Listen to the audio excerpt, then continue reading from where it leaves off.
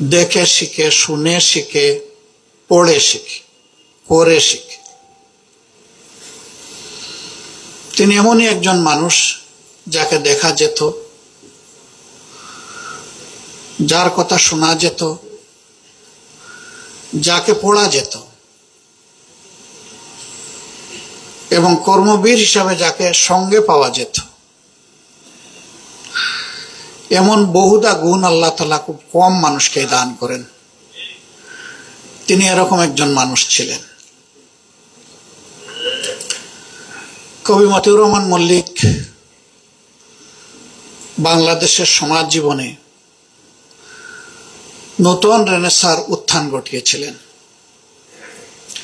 কিন্তু আল্লাহ তাকেও আমাদের থেকে নিয়ে গেছে। তাদের সঙ্গীদের অনেকে চলে গেছে, যাদের নাম ইতিমধ্যে শুনেছে। এরকমই আরেকজন ছিলেন মোস্তফা জামান আব্বাসী, তিনিও এই কয়েকদিন আগে চলে গেছে। তিনিও শিশু এবং তরুণদের সাথে কণ্ঠ মিলিয়ে 90 বছর বয়স পর্যন্ত তিনি বিশ্বাসের পক্ষে গান গেয়ে গিয়েছেন। আল্লাহ তাকে সহ আমাদের সবগুলা ভাইকে জান্নাতের আলার দরজা দান করুন। কবি মতিউর রহমান মল্লিকের যে শূন্যতা তৈরি হয়েছিল তা কারে দিয়ে পূরণ করব, আমরা সবাই খুঁজছিলাম।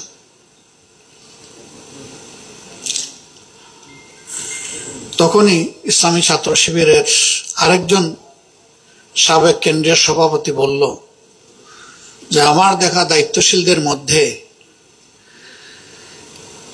এই শূন্যতা পূরণের জন্য এই মুহূর্তে ওনার চেয়ে যোগ্য কোনো মানুষ আমি দেখতে পাচ্ছি না, আপনি উনাকে নিয়ে ভাবতে পারেন। তিনি একটা পেশাগত দায়িত্বে এখানে নিয়োজিত ছিলেন, আপনারা সকলেই জানেন। ইন্তেকালের আগ পর্যন্ত নিষ্ঠার সাথে সে দায়িত্ব পালন করেছে। আমি শঙ্কিত ছিলাম যে এই দায়িত্ব পালনের পাশাপাশি এত বড় দায়িত্বের বোঝা তিনি নিতে রাজি হবেন কিনা। তাকে দাওয়াত দেওয়া হলো, তিনি ঢাকায় গেলেন, বসলাম, কথা বললাম, কাজ একবারে সহজ হয়ে গেল। আমি একটু পরিবেশ তৈরি করে আমার মূল জায়গায় যেতে চেয়েছি। তিনি হেসে দিলেন, হেসে দিয়ে বললেন যে আমির জামাত, আমি তো অবুঝ অবস্থায় ইসলামী আন্দোলনের কর্মী, তা আপনি সংকোচ করছেন কেন? যা বলার আমাকে সোজা সবটা বলে দেন।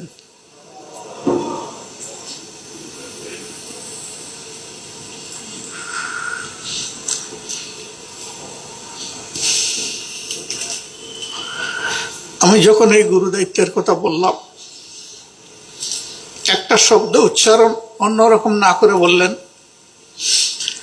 আপনাদের বিবেচনায় আমি কি এটার জন্য আমার মিনিমাম উপযুক্ততা আছে? বললাম যে সে কারণেই তো আপনাকে কষ্ট দেওয়া। কোনো কিছু বললেন না, বললেন আলহামদুলিল্লাহ।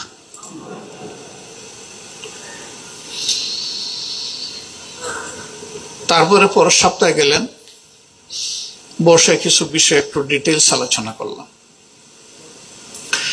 সবকিছু শুনে বললাম যে কষ্ট হবে, তবে এত বড় দায়িত্বের জন্য খুব ভালো হয় যদি চিটাঙ্গের বন্ধুরা আপনাকে ছেড়ে দেয় আমাদের জন্য। আর তারা যদি না ছাড়ে তাহলে আপাতত সপ্তাহে 2 দিন করে আমাদেরকে সময় দেবেন।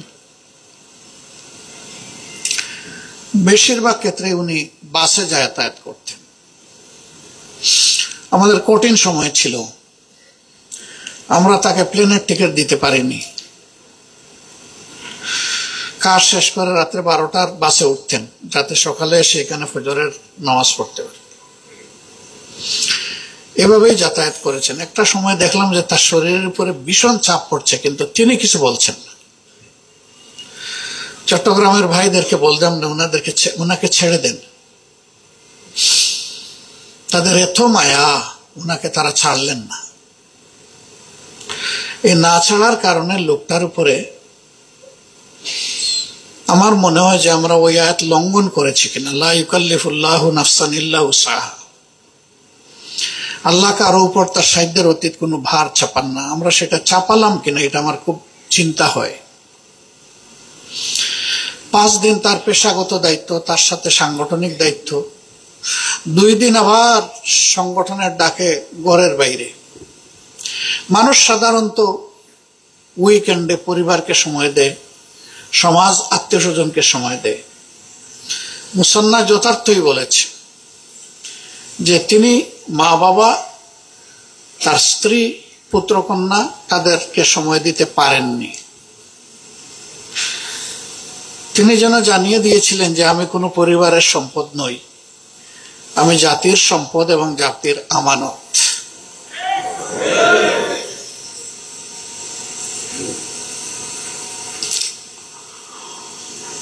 নিঃসন্দেহে তারা বঞ্চিত হয়েছে। সে যেমনটি দোয়া করেছে, আমরাও দোয়া করি আল্লাহ যেন তার ভালোবাসার জান্নাতে তাদের চমৎকার মিলন মেলার ব্যবস্থা করে দেন।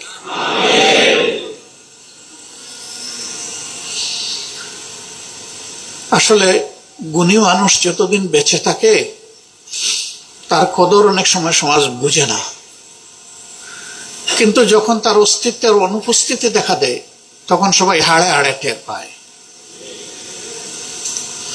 সূর্যের মূল্য অমাবস্যার রাতে বোঝা যায়, আমরা এখন সেটি টের পাচ্ছি। তার উপরে আমাদের 3টা উইঙ্গের গুরুদায়িত্ব ছিল, সাহিত্য, সংস্কৃতি এবং শিক্ষা। এখন আমরা এই জায়গায় পেরেশান হয়ে লোক খুঁজছি। আশা আল্লাহ পাকের সাহায্য আমরা পাবো ইনশাল্লাহ, কিন্তু আজম ওবায়দুল্লাহকে পাবো না, মতিউর রহমান মল্লিককে পাবো না, তারা মহলার কাছে চলে গেছে। এই প্রিয় সঙ্গীকে এই দায়িত্বের অতিরিক্ত আমাদের কঠিন সময় যখন আমরা দেশের বাইরে পাড়ি জমাতে পারছি না বড় কোনো প্রয়োজনে, তখন তার মতো দ্বিতীয় আরেকজন লোক আমার হাতে ছিল না। দেখে বলতাম যে অমুক জায়গায় যেতে হবে। আলহামদুলিল্লাহ, বলার পরে কোনোদিন এই লোকটা বলেননি যে আমি যে দেশের বাইরে যাব, আমার তো হাতে এই কাজটা আছে। আমার একদিন মনে হলো যে একটু জিজ্ঞেস করি, যে বলা মাত্র যে কাবিল তো বলে, ওনার কি আর কোনো অন্য কাজ পেন্ডিং থাকে না? তা আমি বললাম যে আমি বলা মাত্র যে আপনি রাজি হয়ে যান, আপনার হাতে কাজ থাকে না? কয় থাকে। তাইলে ওইটার হাইসিয়ত কি হবে, ওটার হাসর কি হবে? বলে আমার কাছে তো সব ডাকের মধ্যে কেন্দ্রের ডাকটাই বড়।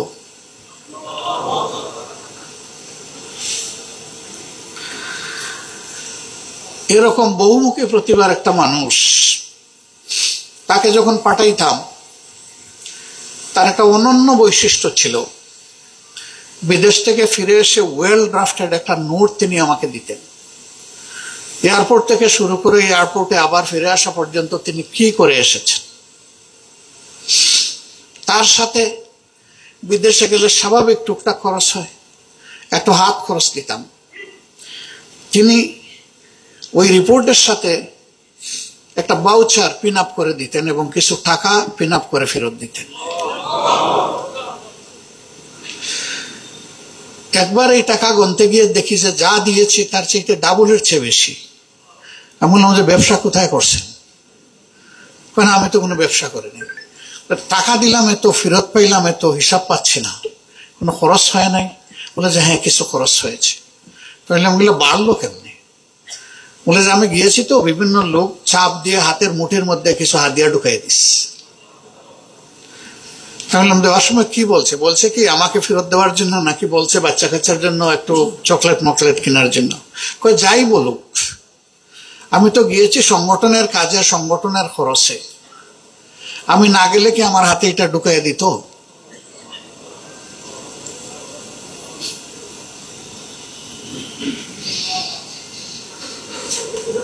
এটাই জীবন্ত উপন্যাস। উপন্যাসের শিক্ষা সবসময় স্মরণ থাকে না, কিন্তু এইগুলো আজীবন স্মরণ থাকে। সম্মানিত ভাইরা, তার মাপের একটা মানুষ কোনো না কোনো ভাবে একটা ঠিকানা করে, টাকার একটা ঠিকানা গড়ে তুলে। মুসান্না বলেছে শুধু তার জন্ম হয় নাই চিটাঙ্গে, আর বাকি সব কিছু চিটাঙ্গে, একেবারে ট্রু। কিন্তু তিনি কোনো ঠিকানা গড়ার দিকে মনোযোগও দেন নাই, কোনো ঠিকানাও তার গড়ে ওঠে নাই। আমি এখানে আসার আগেই বিষয়টা ভেরিফাই করার চেষ্টা করেছি। এর আগে তিনি ছিলেন, আমি ওরকম বুঝি নাই যে এটাও আমার খবর নিতে হবে। এখন খবর নেওয়া এটা আমার দায়িত্ব।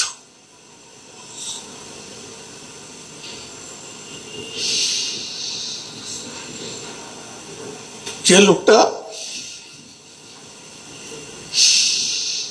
সংগঠনের ডাকে কখনো জিজ্ঞেস করে নাই কবে, কোথায়, কখন,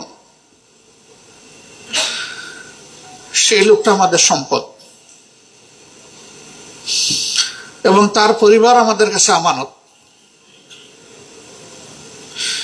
এটা সবাই আমরা স্বীকার করি কিনা?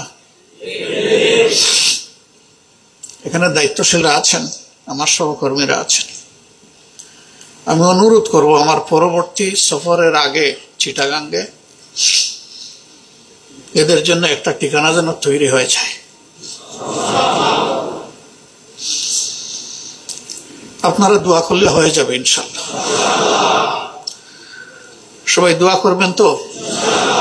আমি আজকে শুরু করে দিয়ে যাব ইনশাআল্লাহ, বাকি আপনাদের দায়িত্ব। আমি ওই বাসায় এসে আপনাদের নিয়ে ডুববো ইনশাআল্লাহ। তিনি আশা করে আল্লাহর জন্য নিজেকে ফানা করে দেননি যে তিনি কিছু করবেন না, তার ইন্তেকালের পরে আমরা কিছু করব। আমার ধারণা এ ধরনের কোন ফালতু চিন্তা তিনি জীবনে কখনো করেন নাই, কিন্তু এটা আমাদের দায়িত্ব। তিনি আকারে ইঙ্গিতে কাউকে কিছু বলেননি। যদি পরিবার আমাদের কাছ থেকে এইটুকু উপহার গ্রহণ করে, তারা আমাদেরকে কৃতজ্ঞ করবে। এই ব্যাপারে তারা যেন অন্য কোনো চিন্তা না করে যে আমাদের বাবা যেখানে এগুলা তোয়াক্কা করেননি, আমরা কেন করব। এটা তোমাদের পিতার, ভাইদের, বন্ধুদের আবেগের এক ফোঁটা চোখের পানি মিশানো উপহার। তোমরা ইনশাআল্লাহ এইভাবে কবুল করবা। Immigration to Canada. We provide the best quality service and solution for Canada immigration. Please visit our website and contact for details.